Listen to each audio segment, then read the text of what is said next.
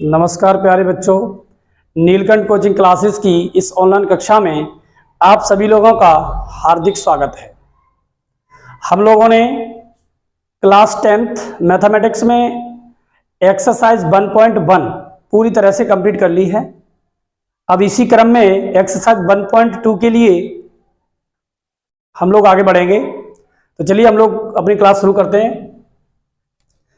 Exercise 1.2 में आगे बढ़ने से पहले हम लोग एक प्रमेय के बारे में बात करेंगे। तो उस प्रमेय के बारे में हम लोग बड़ी बात ही समझना चाहेंगे। ध्यान दीजिए बेटा, एक प्रमेय है हमारी, माना P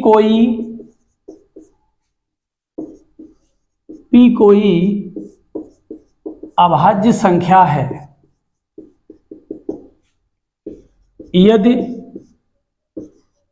P ए स्क्वायर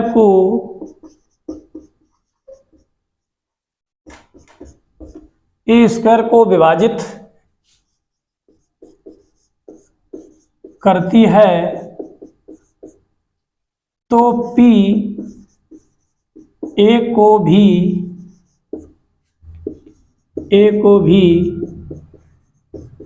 विभाजित करेगी। ओके, क्या समझा हम लोगों ने?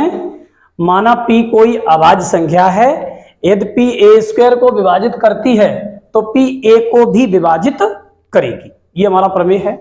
जैसे हम लोग समझना चाहेंगे एग्जाम्पल के तौर पर, जैसे मान लिया कि P बराबर कोई संख्या हमने मान ली 3 और A बराबर हमने कोई संख्या मान ली 6। ओके, तो देखिए हम क्या करें, P बराबर लेंगे हम 3 और यहां पे हम क्या कर देंगे, ए स्क्वायर कितना हो जाएगा, 6 का स्क्वायर 36। ये कह रहा है P ए स्क्वायर को विभाजित करता है, P ए स्क्वायर को विभाजित करता है मतलब 3 36 को विभाजित करता है। तो जो P है यानी 3 है वो A यानी 6, P जब A को विभाजित करेगा तो 6 को भी विभाजित करेगा। समझ में आया? क्या कहा गया? P कोई अभाज्य संख्या है, हमने मान लिया P एक अभाज्य संख्या है। ठीक है, P ए स्क्वायर को विभाजित करता है यानी P ए स्क्वायर को विभाजित करता है यानी 3 36 को विभाजित करता है तो 3 6 को भी विभाजित करेगा। ओके, ये हमारा प्रमेय है, इसको नोट डाउन करिए एग्जांपल के साथ, फिर हम लोग आगे बढ़ते हैं।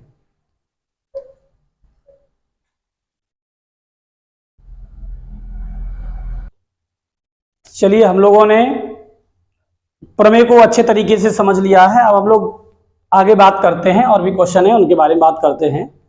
तो उन क्वेश्चंस की बात करने से पहले एक बार हम अपनी परिमेय संख्याओं के बारे में समझना चाहेंगे। ठीक है, तो हालांकि हम लोग पहले हम लोग अध्ययन कर चुके हैं परिमेय संख्याओं का, लेकिन एक बार फिर से हम रिवाइंड कर लेते हैं परिमेय संख्याओं को। तो थोड़ा ध्यान से देखिएगा,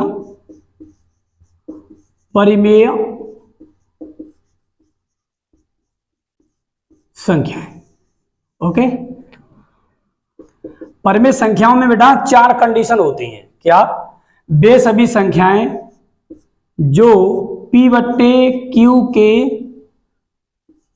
रूप में लिखी जा सके।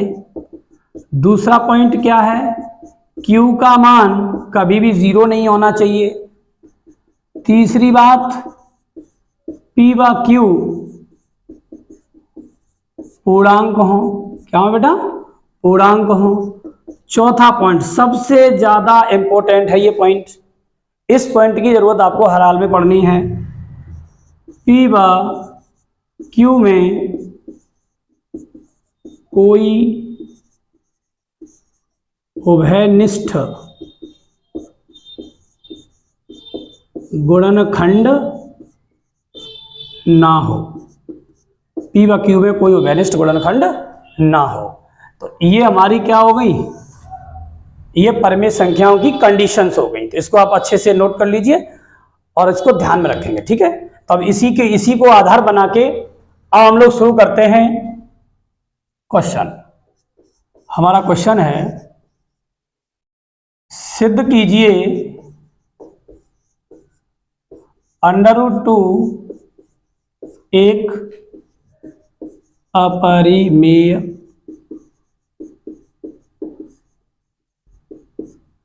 संख्या है। सिद्ध कीजिए √2 एक अपरिमेय संख्या है। ये क्वेश्चन सॉल्व करना है। देखिए अब इस क्वेश्चन को सॉल्व करने के लिए हम परिमेय संख्याओं की इन 4 शर्तों को ध्यान में रखेंगे। क्लियर है? चलिए तो देखिए क्वेश्चन में इन्होंने कहा है कि सिद्ध कीजिए √2 एक अपरिमेय संख्या है। क्योंकि हम लोग बहुत अच्छे से जानते हैं कि √2 वास्तव में एक अपरिमेय संख्या है कि नहीं? तो अब जब ये √2 अपरिमेय संख्या है तो वो कह रहा है कि इसको सिद्ध करके दिखाइए। क्लियर है? तो अब हम लोग इसको सिद्ध करके दिखाएंगे। तो इसको सिद्ध करने के लिए क्या किया हमने, हम इनके विपरीत हो गए। माना √2 एक परिमेय संख्या है।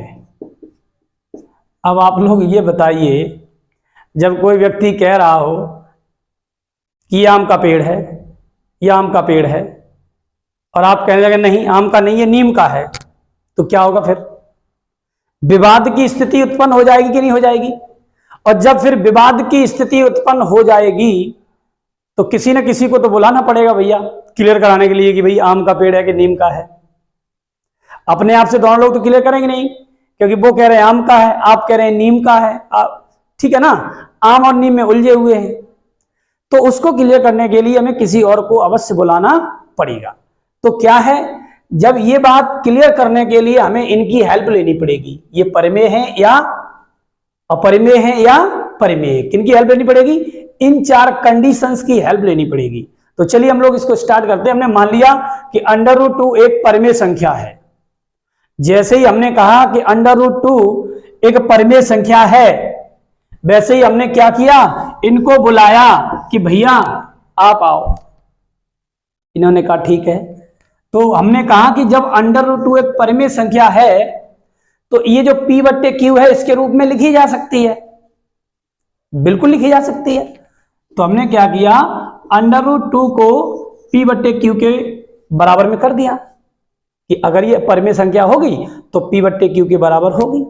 ठीक है, अब चलिए इसको हम देखते हैं क्या रिजल्ट निकल के आता है। मल्टीप्लाई करिए इसका, ये हो जाएगा √2Q बराबर P। अब क्या करेंगे, दोनों पक्षों का वर्ग, दोनों पक्षों का वर्ग करने पर, ठीक है बेटा, वर्ग करेंगे तो वर्ग, जब रूट वाली संख्या का हम वर्ग करेंगे तो वर्ग से ये रूट खत्म हो जाएगा। ओके, तो इसका जब स्क्वायर करेंगे तो √2³ का होल स्क्वायर बराबर P का होल स्क्वायर, ये हो जाएगा 2³ और ये हो जाएगा P²। क्लियर है? अब यहां से क्या करें हम, Q² बराबर P²/2। ओके, इसको नोट डाउन कर लीजिए, फिर हम लोग इसको आगे कंटिन्यू करते हैं। चलिए, आप लोगों ने यहां तक नोट कर लिया होगा। अब हम लोग आगे बात करते हैं। देखिए हमने जो एक प्रमेय बताई थी क्लास के स्टार्टिंग में, क्या बताया था कि P A² को विभाजित करता है तो P A को भी विभाजित करेगा। हम वही बात करते हैं यहां पे। देखिए यहां पे क्या है, यदि 2 P² को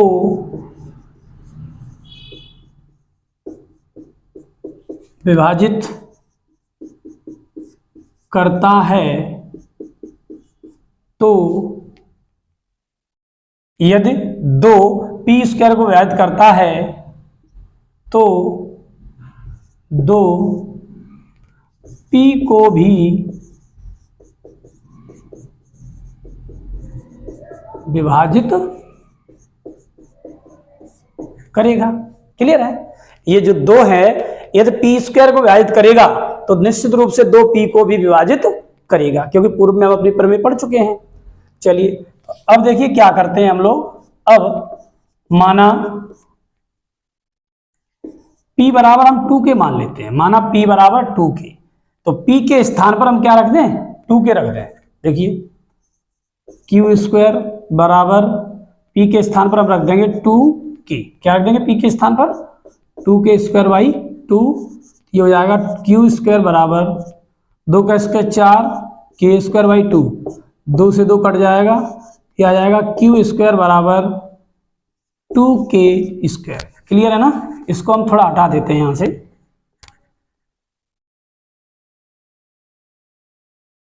अब देखिए वही कंडीशन यहां पे बन गई है, तो क्या करेंगे हम, के स्क्वायर बराबर क्यू स्क्वायर बट्टे 2, क्यू स्क्वायर बट्टे 2। अब देखिए यहां से भी यदि, यही बात यहां करनी है हमें, यदि 2 क्यू स्क्वायर को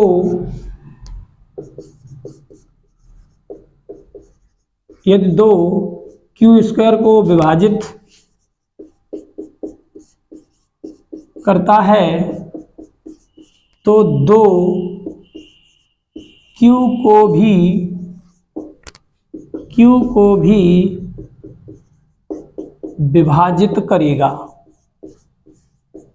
विभाजित करेगा, बोलो क्लियर है? यदि 2 क्यू स्क्वायर को विभाजित करता है तो 2 क्यू को भी विभाजित करेगा। अब हम लोग इस पर गौर करेंगे, इन दोनों कंडीशन में क्या है। देखिए 2 पी स्क्वायर को विभाजित करता है तो 2 पी को भी विभाजित करेगा, कौन? 2। यदि 2 क्यू स्क्वायर को विभाजित करता है तो 2 क्यू को भी विभाजित करेगा। यानी कहने का मतलब ये हुआ पी और क्यू में एक उभयनिष्ठ गुणनखंड आपको क्या दिखाई दे रहा है? 2। 2 पी को भी काट रहा है, 2 क्यू को भी काट रहा है ना? तो हम क्या लिखेंगे, पी व क्यू में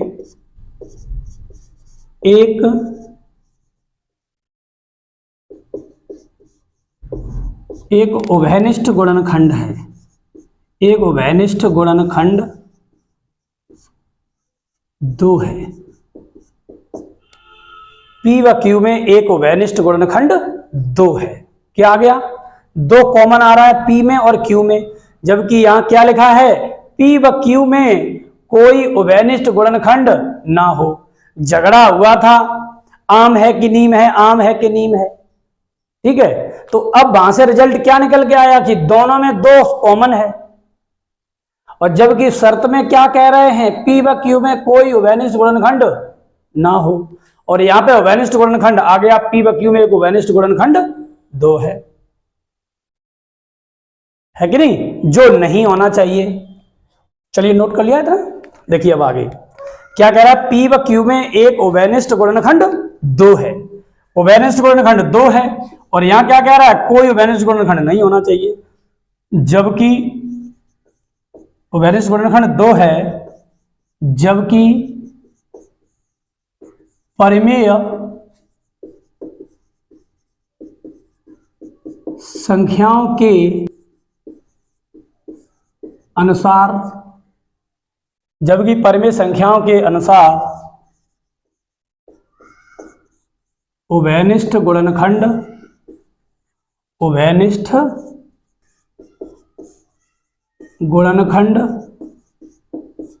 नहीं होना चाहिए, उभयनिष्ठ गुणनखंड नहीं होना चाहिए। क्या है, एक उभयनिष्ठ गुणनखंड 2 आ गया, जबकि अपरिमेय संख्याओं के अनुसार उभयनिष्ठ गुणनखंड नहीं होना चाहिए, इसलिए अतः, ये लिखो अतः, इसलिए मत लिखो, अतः हमारी कल्पना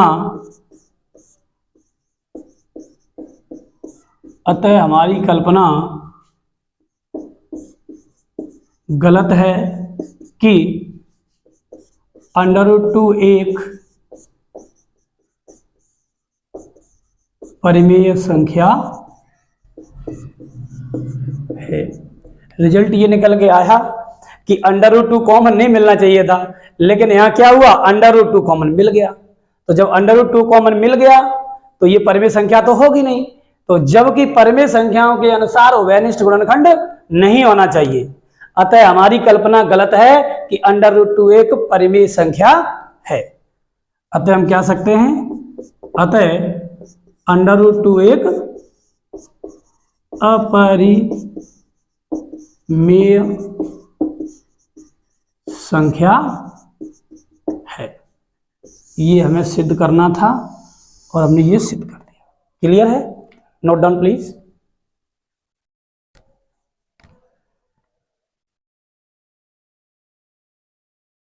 चलिए अब हम लोग बात करते हैं नेक्स्ट क्वेश्चन की। अगला क्वेश्चन है हमारा,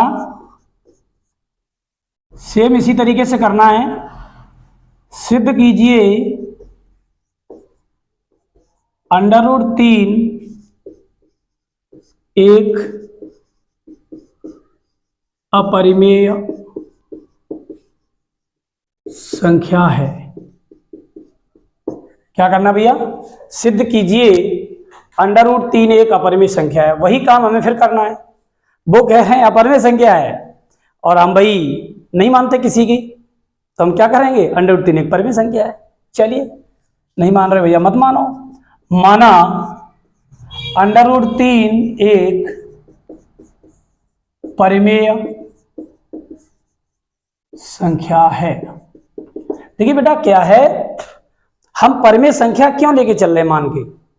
क्योंकि परिमेय संख्याओं की सारी कंडीशंस हमें पता है, उन कंडीशन को हम फॉलो कराएंगे। यदि वो फॉलो करती हैं तो परिमेय, और यदि फॉलो नहीं करती हैं तो वो अपरिमेय। सीधी सी बात है। चलिए, तो √3 यदि एक परिमेय संख्या है, √3 यदि एक परिमेय संख्या है तो √3 को हम किसके बराबर लिख सकते हैं? P/Q, क्योंकि पहली शर्त के अनुसार कहा भी गया है। इसका गुणा कर देंगे तो ये हो जाएगा √3Q बराबर P। दोनों पक्षों का सेम वही काम करना है, दोनों पक्षों का वर्ग करने पर, दोनों पक्षों का वर्ग करने पर √3Q होल स्क्वायर बराबर P²। तो देखिए वर्ग से वर्गमूल का चिन्ह हट जाएगा तो क्या हो जाएगा? 3Q² बराबर P², Q² बराबर P² और बटा 3। अब वही एक्सरसाइज के शुरुआत में जो हमने प्रमेय आप लोगों को कराई थी उसी की बात करते हैं। यदि 3P² को, यदि 3P² को विभाजित करता है तो P 3 को भी विभाजित करेगा। क्या समझे हम लोग? यदि 3P² को विभाजित करता है तो, सॉरी लिख दिया हमने, तो 3P को भी विभाजित करेगा। ठीक है, 3P² को विभाजित करता है तो 3P को भी विभाजित करेगा। नोट करिए इसको, फिर हम लोग आगे बात करते हैं। तो चलिए यहां तक आप लोगों ने नोट कर लिया होगा। अब हम लोग बात करते हैं आगे। माना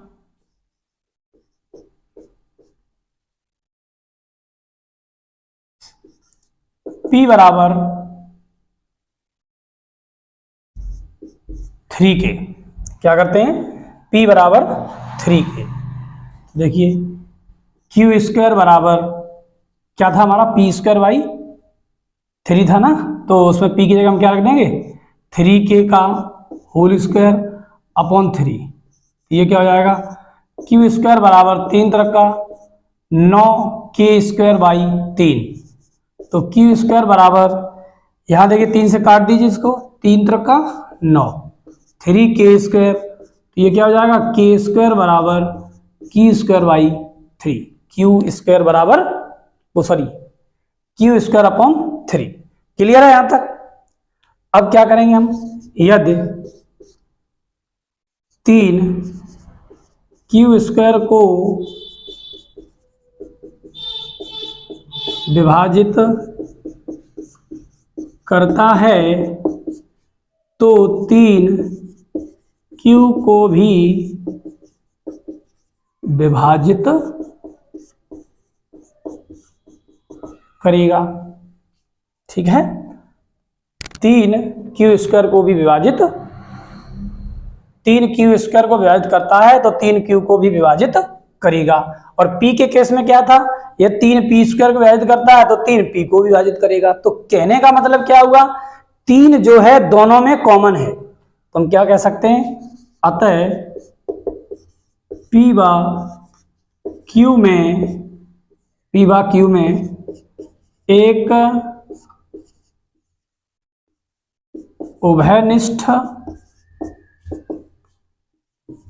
उभयनिष्ठ गुणनखंड 3 है।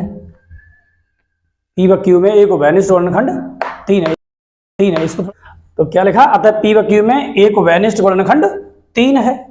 ठीक है, जबकि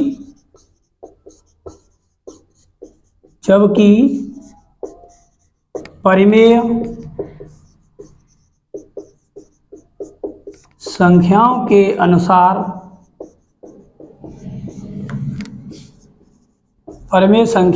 अनुसार उभयनिष्ठ गुणनखंड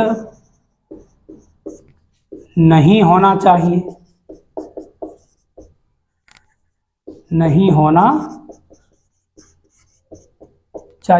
क्लियर है? क्योंकि इसमें क्या कहा गया है, P व Q में कोई उभयनिष्ठ गुणनखंड ना हो। ठीक है, तो P व Q में एक उभयनिष्ठ गुणनखंड है, जबकि परिमेय संख्याओं के अनुसार उभयनिष्ठ गुणनखंड नहीं होना चाहिए। अतः हमारी कल्पना कैसी होगी बेटा, गलत। यहां लिखेंगे अतः हमारी कल्पना गलत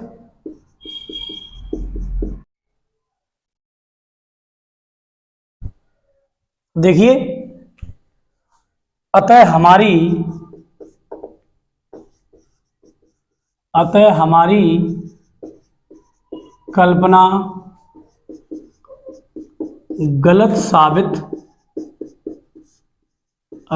कल्पना गलत साबित हुई कि √3 एक परिमेय संख्या है।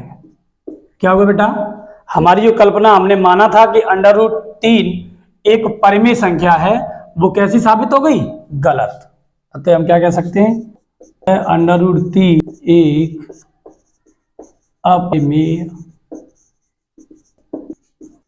संख्या है। ओके, ये सिद्ध हो गया।